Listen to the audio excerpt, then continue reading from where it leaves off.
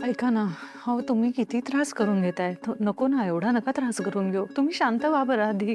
कसा शांत हो? कसा शांत हो स्वानंदी मॅडम, कसा शांत हो? काय चुकलं असेल माझं स्वानंदी मॅडम? माझं दुर्लक्ष झालं असेल का? मी खूप प्रमाणाच्या बाहेर त्याचे लाड केले असतील. राजवाडे थांबा. अहो असं सतत स्वतःवर नाही गोष्टी घेऊ शकत. तुमचं काहीच नाही चुकलंय. अहो तुम्ही त्यांच्यासाठी त्यांना एक चांगलं आयुष्य देता यावं ह्यासाठी दिवसभर राबत होतात.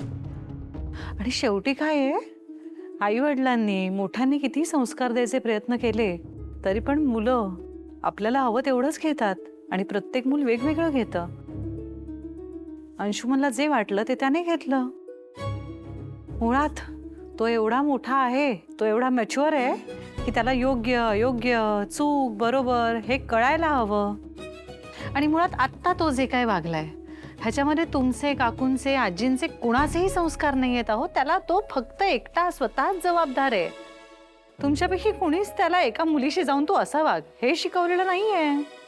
मुळात अंशुमनजीना सत्सद विवेक बुद्धी त्याला सोडूनच गेलीये किंवा या बाबतीत त्याच्याकडे बुद्धी आहे का नाही ह्याबद्दल शंका आहे मला.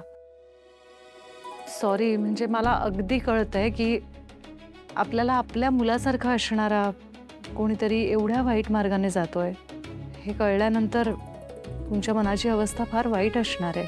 पण मुळात त्यावर जर उपाय शोधायचा असेल आपल्याला तर ह्या गोष्टी आपल्याला डायजेस्ट करून घ्याव्या लागतील, मान्य करून घ्याव्या लागतील. खरंय तुमचं. मान्य तर हे केलंच पाहिजे.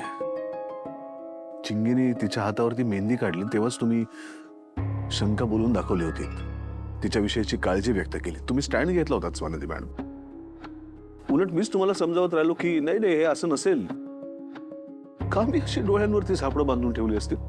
अहो आपलं ज्या माणसावर प्रेम असतं त्या माणसाला ना सतत आपलं मन एक संधी देत असतं, अजून एक संधी देत असतं. त्यामुळे तुम्हाला नाही त्याच्याबद्दल असा चुकीचा विचार जितका पटकन मी एक तिराहित व्यक्ती म्हणून करू शकते तितका पटकन तुम्ही नाही करू शकत भाऊ म्हणून. हो स्वानंदी मॅडम, पण तेव्हा जर मी तुमचं बोलणं ऐकलं असतं ना तर अशी चार चौघात आज राजवाडे घराण्याची अब्रू वेशीवर टाकली नसती. ते अनुष्काचे वडील चार चार वेळा म्हणाले की राजवाडे फॅमिली ही अशी असेल असं आम्हाला कधीच वाटलं नव्हतं. काय राहिलं चार चौघामध्ये? राजवाड्यांचा मुलगा हा असा निघाला. पण आमचं घराणं असं नाही हो.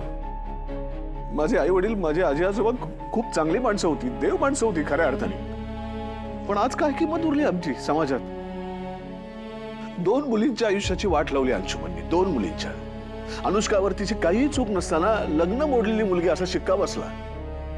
काय करायचं आता स्वानंदी मॅडम? आपण या सगळ्यावर विचार करू, शांतपणे विचार करू. पण तुम्ही एवढा नका स्ट्रेस घेऊ.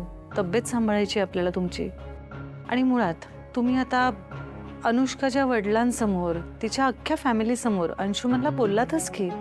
त्यामुळे त्यांच्या फॅमिलीला हे सुद्धा दिसलं की हो तो चुकला असला तरी त्याची फॅमिली त्याला पाठीशी नाही घालत आहे. त्यामुळे मुळात राजवाड्यांचं अख्खं घराणं सरसकट वाईट आहे असं नाही वाटणार त्यांना.